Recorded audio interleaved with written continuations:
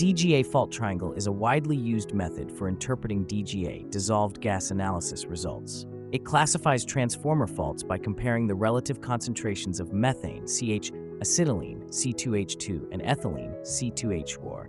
Just put a date in the date field in case you have more than one sample from different dates. In that case, we draw a line from each sample to the next. You can disable these connector lines with the setting Connector. You can choose from 3 different triangles fault analysis in the chart menu. We have 3 different types, 1, 4, and 5.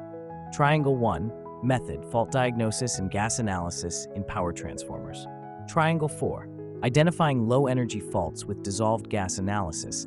Triangle 5, medium to high-energy fault identification.